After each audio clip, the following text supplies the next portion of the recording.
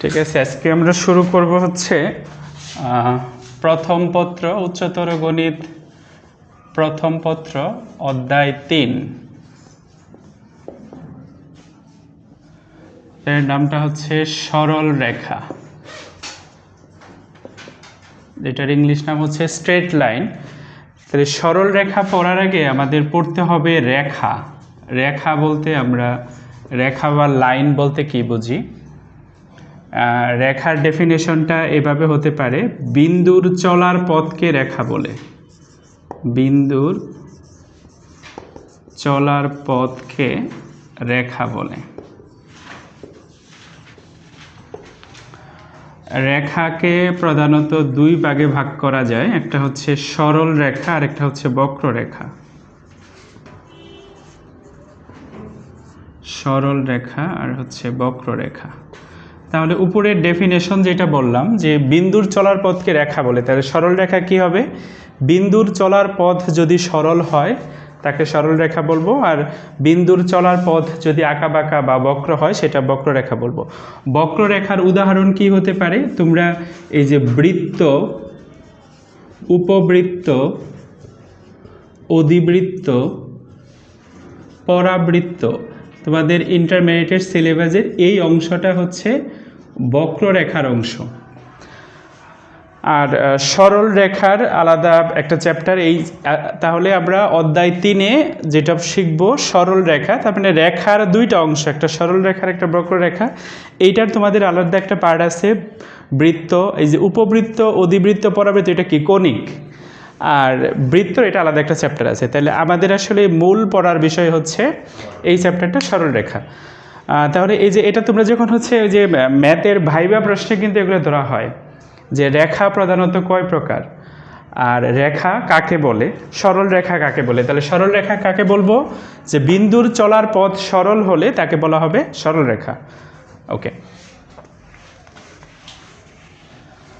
তাহলে এই সরল রেখা চ্যাপ্টারে এখানে আরেকটা বিষয় হচ্ছে আমাদের এই পুরো চ্যাপ্টারের আলোচ্য বিষয়গুলো কি কি। তাহলে এখানে লেখা হচ্ছে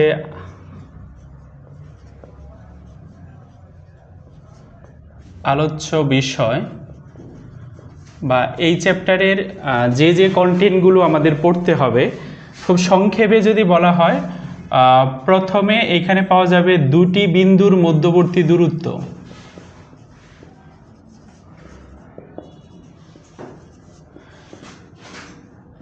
মধ্যবর্তী দূরত্ব এই টপিকটা কিন্তু তোমরা হচ্ছে সেই 6-7 থেকেই পড়ে আসতেছো, আর 9-10-এ সরাসরি ছিল এগুলো সূত্র আকারে।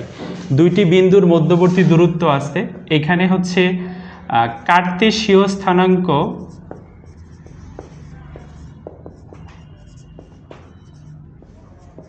ও পোলার স্থানাঙ্ক ব্যবস্থা আছে।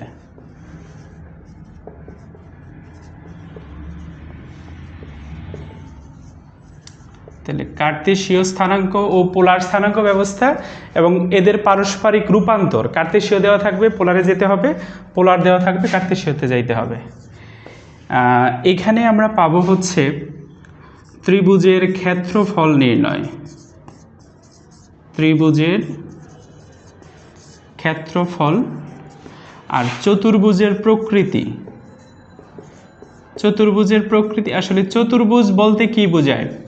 চতুর্ভুজ বলতে কিন্তু আয়তক্ষেত্র, বর্গক্ষেত্র, সামান্তরিক, ট্রাপিজিয়াম, এগুলো প্রত্যেকটারই হচ্ছে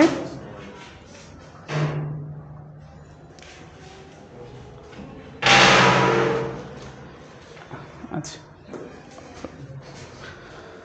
ওকে। তাহলে ত্রিভুজের ক্ষেত্রফল এবং চতুর্ভুজের প্রকৃতি নির্ণয়, এখানে একটা টপিক পাবো। এরপরে পাবো হচ্ছে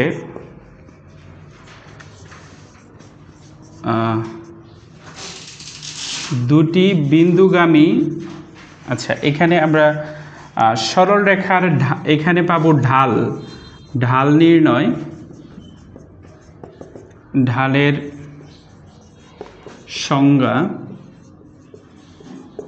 এই ঢাল রিলেটেড আমরা কিছু পার্ট পাবো। এরপরে আছে বিভিন্ন শর্তে সরল রেখার সমীকরণ নির্ণয়।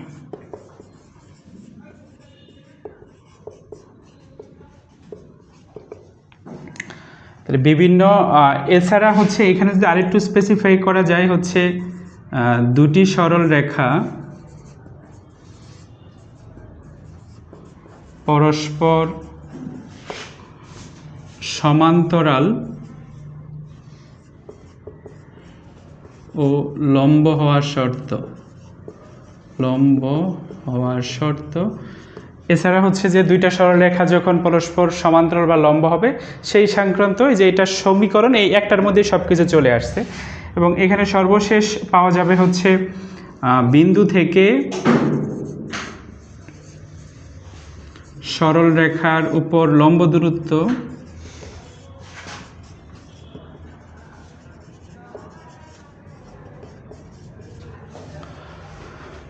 ওকে। এরপরে উপরে লিখি 8 নাম্বার হচ্ছে দুইটি সরল রেখার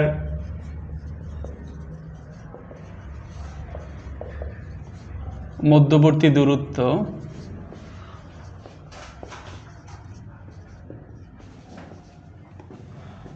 নয় হচ্ছে দুইটি সরল রেখার ছেদবিন্দু নির্ণয়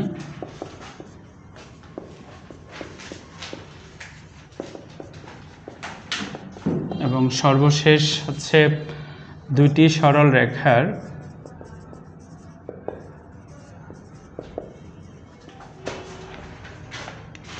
অন্তর্ভুক্ত কোণের সমদ্বিখণ্ডকের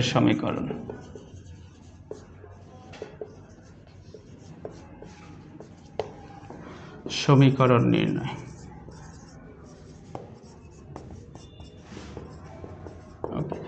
তো মোটামুটি এই সরলরেখার এই টপিকগুলোকে 10টা ভাগে ভাগ করা যায়।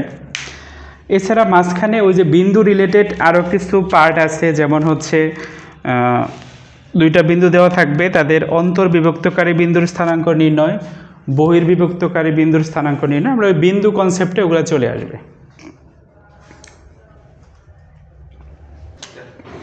ওকে, তাহলে আমরা প্রথমে দেখব দুইটি বিন্দুর মধ্যবর্তী দূরত্ব। তাহলে ধরো এ একটা বিন্দু যেটা x1, y1 আর বি আরেকটা বিন্দু x2, y2। আমাদের বের করতে বলবে এ বি কত। এই এ বি দিয়ে আসলে কি বোঝায়? এ বি ইকুয়াল হচ্ছে এ বিন্দু থেকে বি বিন্দুর দূরত্ব। তাহলে এ বিন্দু থেকে বি বিন্দুর দূরত্ব, তাহলে এটা সিম্পলি হচ্ছে √, এই যে এই x1কে কি বলা হয়? প্রথম বিন্দুর ভুজ। y1 হচ্ছে প্রথম বিন্দুর কোটি, আর x2 দ্বিতীয় বিন্দুর ভুজ, আর y2 দ্বিতীয় বিন্দুর কোটি। তাই এটার সূত্র হচ্ছে x1 - x2 তার whole square plus y1 - y2 তার হোল স্কোয়ার। এটা এইভাবেও লিখতে পারে, বা কেউ যদি লিখে যে x2 থেকে x1 বিয়োগ করবো, কোনো সমস্যা নেই। যেহেতু হোল স্কোয়ার করা হচ্ছে, নেগেটিভ পজিটিভ যাই হোক সেটা তোমার পজিটিভ হয়ে যাবে। তো এই সূত্র ইউজ করো আর এই সূত্র ইউজ করে কোনো সমস্যা নেই। তবে এখানে একটা ব্যাপার খেয়াল রাখবা, x1 থেকে x2 বিয়োগ করলে y2 থেকে y1 বিয়োগ করবে না। বিয়োগ করলেও যে ভুল হবে সেটা তা না, কিন্তু এটা দেখতে ভালো লাগবে না। আচ্ছা, এইখানে মাঝে মাঝে বলবে মূল বিন্দু বলে একটা বিন্দু বলবে। মূল বিন্দু বলতে আসলে কি বুঝবো? মূল বিন্দু বলতে হচ্ছে এই যে 0, 0 বিন্দু, এটা 0, 0 আর মূল বিন্দুকে প্রকাশ করা হয় ও লেটার দিয়ে।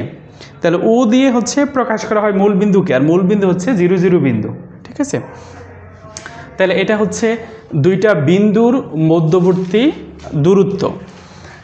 তবে এইখানে আরেকটা কনসেপ্ট আছে, সেটা হচ্ছে x অক্ষ থেকে আমরা যদি এরকম বলি 2,5 বিন্দুর দূরত্ব।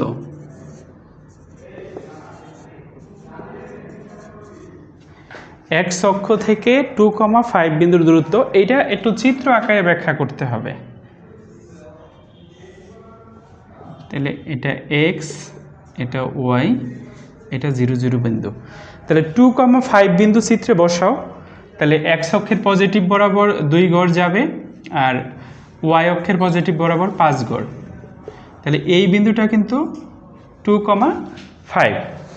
এখন বলো তো x অক্ষ থেকে দূরত্ব, তাহলে কোন দূরত্বটা চাচ্ছে? এই যে এই দূরত্বটা চাচ্ছে, তাই না? তাহলে বলো তো এই বিন্দুটা কত, কেউ বোঝো কিনা? কেন এটা কত? 2,0। এটা অবশ্যই 2,0। তাহলে এক্স অক্ষের উপরে কোনো বিন্দুর স্থানাঙ্ক কত হবে? এই যে যেহেতু এটা 2,5, তাহলে এতটুকু তো 2 আর এতটুকু 5। আর এক্স অক্ষের উপরে কোনো বিন্দু আছে, এটা বুঝবা কেমনে? এটা ওয়াইয়ের মান অবশ্যই 0, মানে কোটি কি হবে? তাহলে এইটা বের করো তো কত হয়। তাহলে এই দূরত্বটা কত হবে? তাহলে এটা যদি ডি হয়, তাহলে বলো এই ডি সমান কত?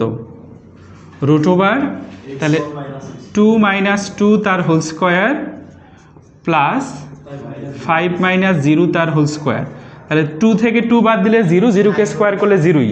আর এটা 5 স্কোয়ার মানে কত? 25। √25 মানে কত? 5। এই 5টা আসলে কি বোঝাচ্ছে বলো তো? 5 বলতে এই যে এ বিন্দুটার কোটি বোঝাচ্ছে। অ্যাকচুয়ালি এক্স অক্ষ থেকে যে কোনো বিন্দুর দূরত্ব হচ্ছে ওই বিন্দুর কোটি, ওই বিন্দুর কোটির সমান হবে। তাহলে এটা আলাদা করে তোমার বের করতে হবে না, এটা মডুলাস দিয়ে ইউজ করতে হয়। আচ্ছা, তাহলে তোমরা সূত্রটা এইভাবে লিখো, এক্স অক্ষ থেকে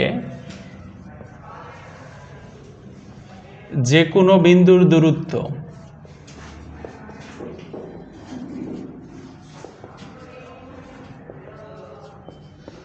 মডুলাস অফ ওই বিন্দুর কোটি। মডুলাস কেন দেওয়া হচ্ছে কেউ বলতে পারবা?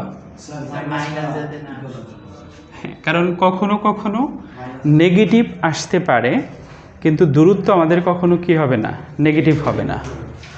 আচ্ছা, তাহলে এইটার উদাহরণ হিসাবে যদি এরকম বলি, একটা উদাহরণ লিখো যে এক্স অক্ষ থেকে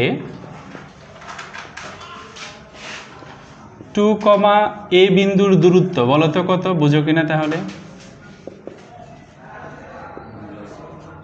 বলো, এক্স অক্ষ থেকে 2, এ বিন্দুর দূরত্ব কত হবে? তাহলে ওই যে এক্স অক্ষ থেকে যে কোনো বিন্দুর দূরত্ব ওই বিন্দুর, তাহলে আমরা সরাসরি কি বলবো? মডুলাস অফ এ। ঠিক আছে? তাহলে এইটা কিন্তু আমাদের আলাদা করে বের করতে হবে না। তাহলে আমি এই ডেফিনেশন থেকেই বসাইতে পারবো এক্স অক্ষ থেকে কোনো বিন্দুর দূরত্ব ওই বিন্দুর কোটির সমান। তাহলে একইভাবে তাহলে তোমরা এটা করো তো, ওয়াই অক্ষ থেকে দেখো বের করতে পারো কিনা। ওয়াই অক্ষ থেকে ওই একই বিন্দু নিয়ে কাজ করো, বি অফ 2,5 বিন্দুর দূরত্ব দেখো তো তোমরা বের করতে পারো কিনা। তাহলে এটা আগে চিত্র আঁকায় দেখো যে কি হয়।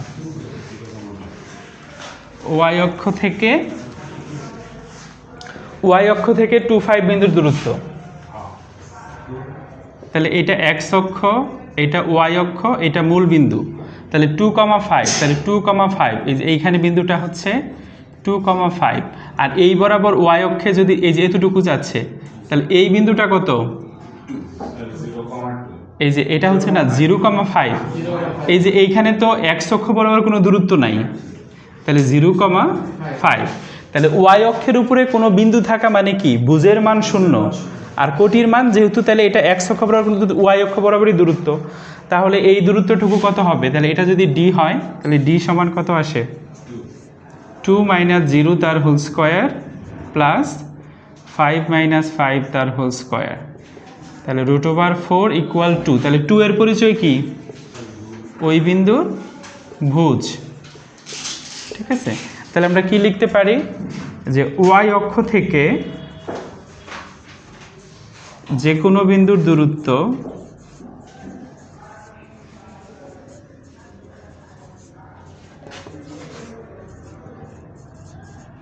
মডুলাস অফ ওই বিন্দুর ভুজ। ঠিক আছে? তাহলে আমরা এক্স অক্ষ থেকে কোনো বিন্দুর দূরত্ব বের করতে পারবো এবং ওয়াই অক্ষ থেকেও যে কোনো বিন্দুর দূরত্ব বের করতে পারবো। ওকে, তাহলে এখন আমরা এই যে এভাবে আলাদা দুইটা পার্ট করে লিখো। এটা লিখো অন্তর বিভক্তকারী বিন্দু,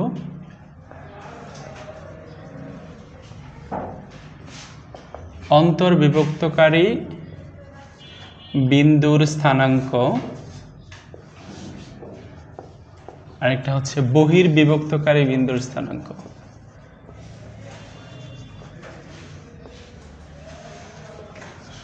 বিন্দুর স্থানাঙ্ক।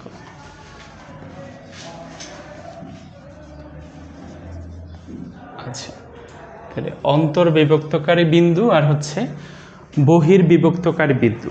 তাহলে অন্তর্বিভক্তকারী বিন্দুর এক কথায় বোঝা যায় হচ্ছে এটা দুটি বিন্দুর মাঝে অবস্থিত হবে, দুটি বিন্দুর ভিতরে অবস্থিত। ভিতরে বলতে এখানে মাঝখানেও হতে পারে, যে কোনো একদিকে হতে পারে, বাট ভিতরে থাকতে হবে। আর এটা দুটি বিন্দুর বাহিরে অবস্থিত।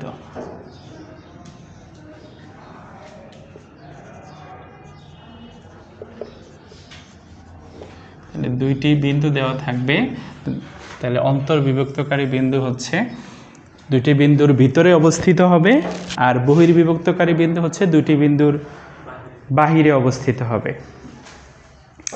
এখন দেখো আমরা যেমন দুইটা বিন্দু নেই, একইভাবে এ বিন্দু ধরো হচ্ছে x1 y1 বিন্দু, আর বি বিন্দুটা হচ্ছে x2 y2 বিন্দু।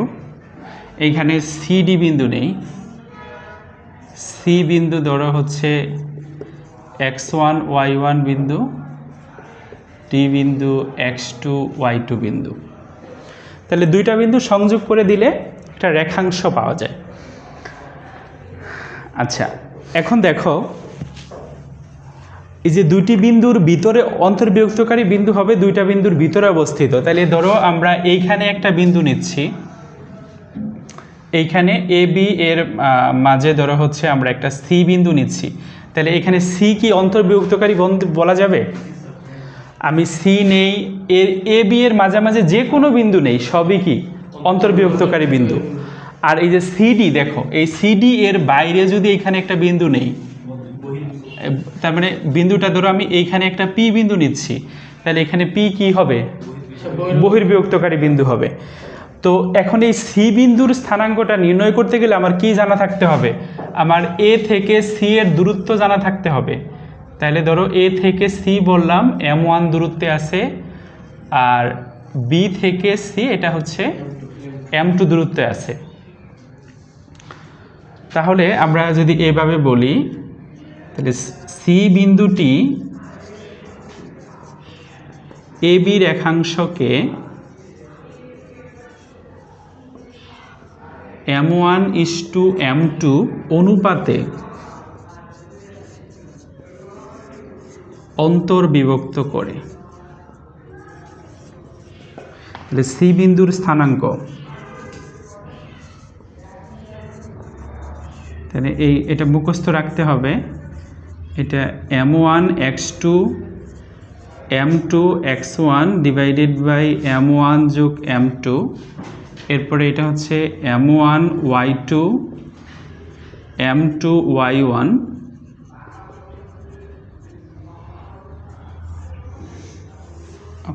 তাহলে এটা হচ্ছে অন্তর্বিভক্তকারী বিন্দুর স্থানাঙ্ক।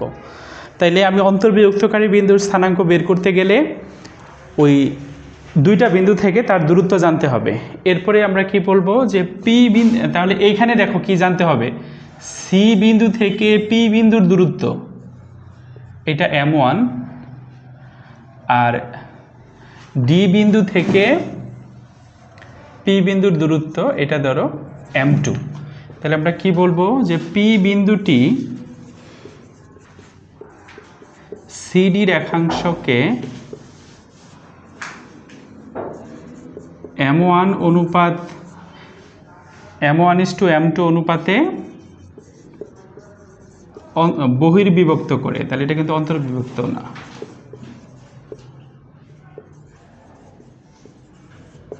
বহির্বিভক্ত করে। তাহলে পি বিন্দুর স্থানাঙ্ক, তাহলে অন্তর্বিভক্তকারী বিন্দুর স্থানাঙ্ক মুখস্থ থাকলে জাস্ট প্লাসের জায়গায় মাইনাস হবে। তাহলে m1x2 minus m2x1 divided by m1 minus m2, m1y2 m2y1, এটা হচ্ছে বহির্বিভক্তকারী বিন্দুর স্থানাঙ্ক। আচ্ছা, এখন দেখো এই বহির্বিভক্তকারী বিন্দুর, যেমন এইখানে পি বিন্দুটা কি ডি বিন্দু থেকে দূরে আছে, এটা কিন্তু সি বিন্দু থেকেও কি থাকতে পারে, দূরে থাকতে পারে। তো তার মানে এই কেসটা কি হতে পারে, এটা তোমাদের লিখতে হবে না, বুঝে রাখো শুধু। এই যে এটা সি ডি, এইখানে বহির্বিভক্তকারী বিন্দুটা কিন্তু কোথায় থাকতে পারে, এখানে থাকতে পারে।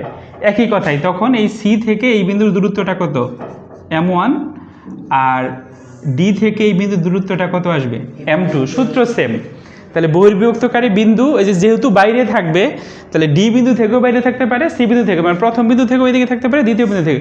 কিন্তু অন্তর্বিভক্তকারী কিন্তু ওই সুযোগ নাই, অন্তর্বিভক্তকারী এই দুইটার মাঝেই থাকবে।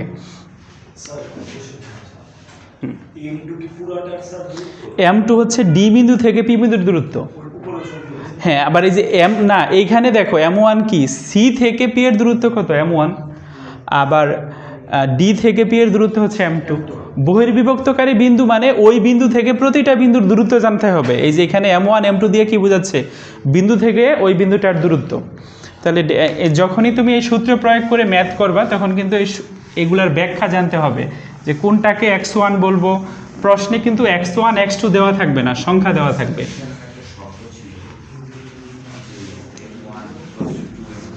আচ্ছা, এখন দেখো এই অন্তর্বিভক্তকারী বিন্দুর অনুসিদ্ধান্ত লিখো। অন্তর্বিভক্তকারী বিন্দুর অনুসিদ্ধান্ত।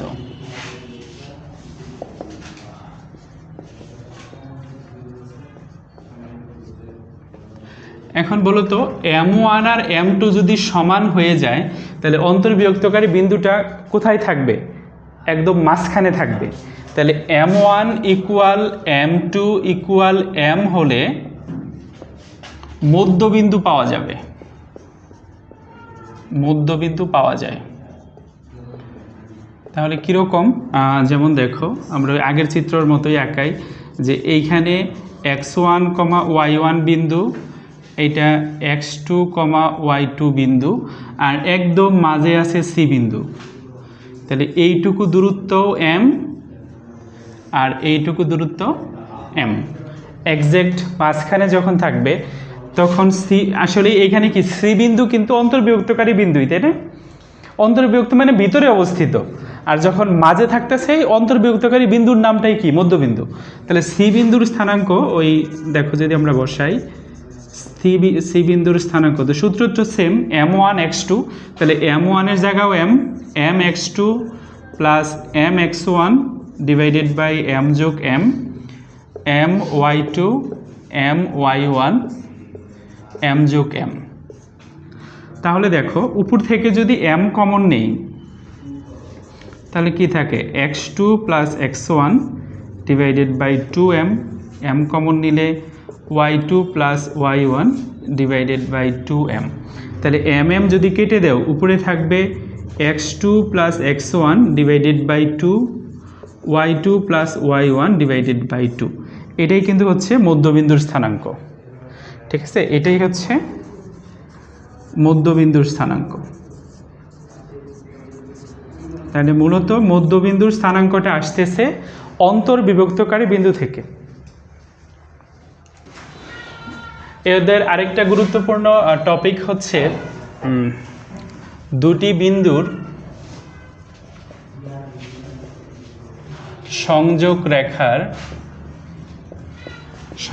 আসলে এটা রেখাংশ, সংযোগ রেখাংশের সমত্রিখণ্ডক বিন্দুর স্থানাঙ্ক, সমত্রিখণ্ডক বিন্দুর স্থানাঙ্ক।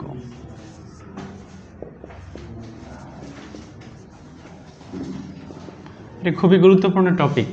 দুটি বিন্দুর সংযোগ রেখাংশের সমত্রিখণ্ডক বিন্দুর স্থানাঙ্ক, এটা চিত্রটাকে বোঝো। এখানে আমরা আগের মতো এ বিন্দু নিচ্ছি x1 y1, বি বিন্দু x2 y2।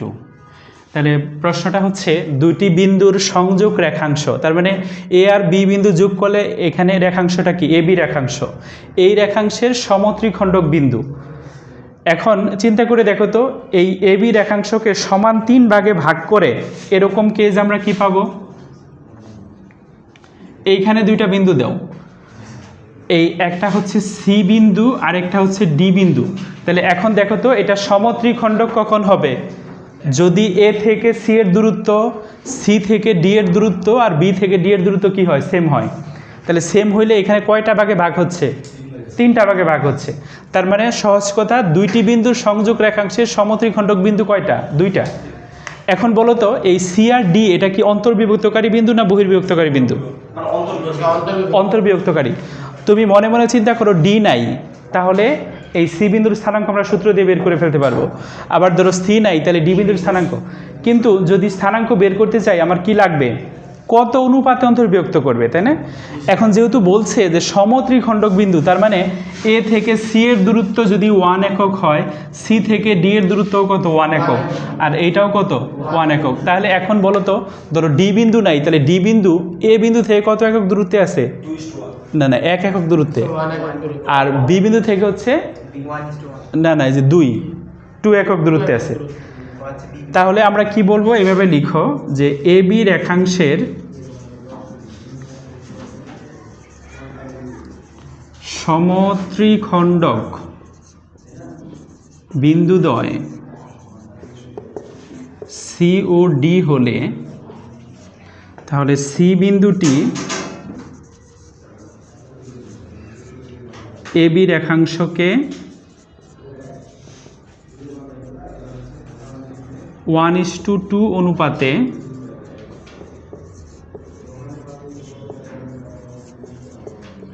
এবং ডি বিন্দুটি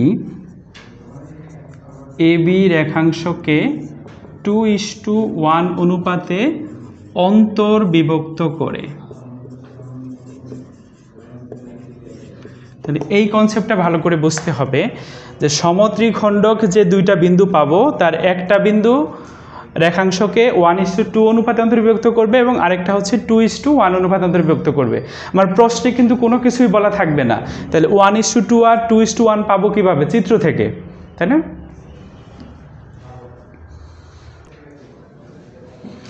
ওকে, তাহলে তোমাদের যদি বলা হয় যে দুটি বিন্দুর সংযোগ রেখার ত্রিখণ্ডক না বলে সমচতুর্খণ্ডক বিন্দুর স্থানাঙ্ক বের করতে বলে, তখন কি হবে? সমান 4 ভাগে ভাগ হবে। তখন বিষয়টা কি দাঁড়াবে? এ বি হলে মাঝখানে বিন্দু কয়টা হবে? তিনটা হবে। কিন্তু তোমাদের বইয়ে ম্যাক্সিমাম প্রশ্ন হচ্ছে সমত্রিখণ্ডক বিন্দু, তবে সমচতুর্খণ্ডক বিন্দু কিন্তু বের করা যাবে, পঞ্চম খণ্ডক বিন্দু বের করা যাবে। মানে হচ্ছে সমান সমানভাবে ভাগ করে, এবং তাহলে প্রতিটা বিন্দুই সেখানে কি হিসাবে কাজ করবে? অন্তর্বিভক্তকারী বিন্দু হিসাবে।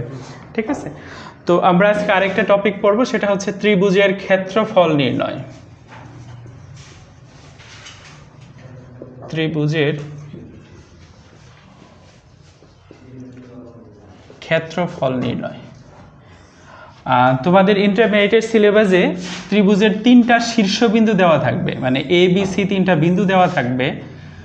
এ বিন্দুর স্থানাঙ্ক ধরো x1, y1, বি বিন্দুর স্থানাঙ্ক x2, y2, সি বিন্দুর স্থানাঙ্ক x3, y3। তাহলে তোমাকে বের করতে হবে এবিসি ত্রিভুজের ক্ষেত্রফল। এটা 3টা পদ্ধতিতে বের করা যাবে। তাহলে ত্রিভুজ এবিসি এর ক্ষেত্রফল,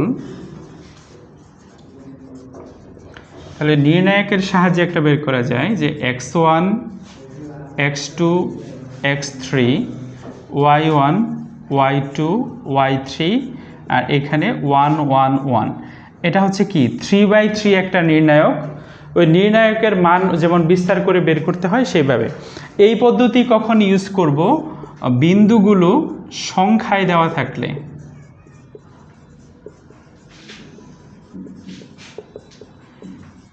এটা দিয়ে আসলেই কি বোঝায়? ধরো বিন্দু দেওয়া থাকবে 2, 4, 5, 0, 3, 2 এরকম, এই বিন্দুগুলো সংখ্যার মাধ্যমে দেওয়া থাকবে, তখন এই পদ্ধতিতে করা সহজ হবে। কিন্তু অনেক সময় দেখবা বিন্দুগুলো সংখ্যার মাধ্যমে দেওয়া থাকবে না, অন্য এক যেমন হচ্ছে চলকের মাধ্যমে দেওয়া থাকবে, অক্ষর প্রতীকের মাধ্যমে। তখন আমরা এই সূত্রটা ইউজ করব। এবিসি ত্রিভুজের ক্ষেত্রফল, এটা হচ্ছে হাফ, এটা সেকেন্ড ব্র্যাকেটে x1, y1, x2, y2, then x2, y2, x3, y3, x3, y3, x1, y1। তাহলে এইটা ইউজ করব হচ্ছে বিন্দুগুলো অক্ষর প্রতীক দিয়ে দেওয়া থাকলে, বিন্দুগুলো অক্ষর প্রতীকে থাকলে, তার মানে ধরো এ বিন্দুটা দেওয়া থাকবে t,2t, 0,2t, 5,2a, এরকম। মানে বিন্দুগুলা যখন সংখ্যায় না দিয়ে বিন্দুগুলা অক্ষর প্রতীকে থাকবে। এইটা দেখো 2/2 নির্ণায়ক, এটা কিন্তু ভাঙানো কি হবে, ইজি হবে, তাই না? আচ্ছা, ওকে, এখন দেখো আরেকটা বিষয় হচ্ছে ত্রিভুজ গঠনের শর্ত। এখন তিনটা বিন্দু দেওয়া থাকলেই কিন্তু ত্রিভুজ গঠন করা যাবে না।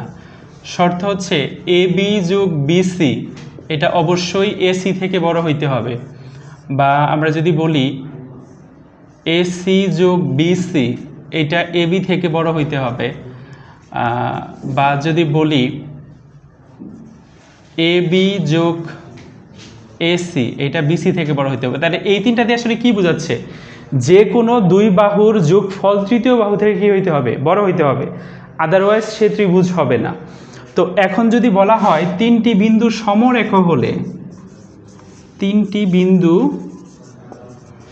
সমরেখ হওয়ার শর্ত,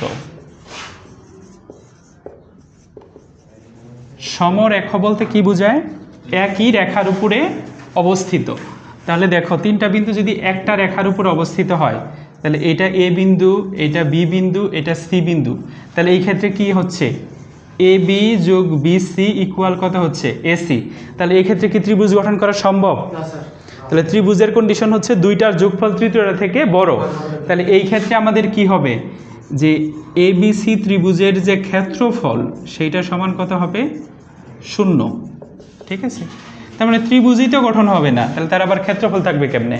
তাহলে এটা কিন্তু একটা গুরুত্বপূর্ণ শর্ত, যে তিনটি বিন্দু সমরেখ হলে এই দুইটা শর্ত, মানে অ্যাকচুয়ালি আমরা এইটা ইউজ করে ম্যাথে করব যে ত্রিভুজ এবিসি এর ক্ষেত্রফল অবশ্যই কি হইতে হবে, 0 হইতে হবে।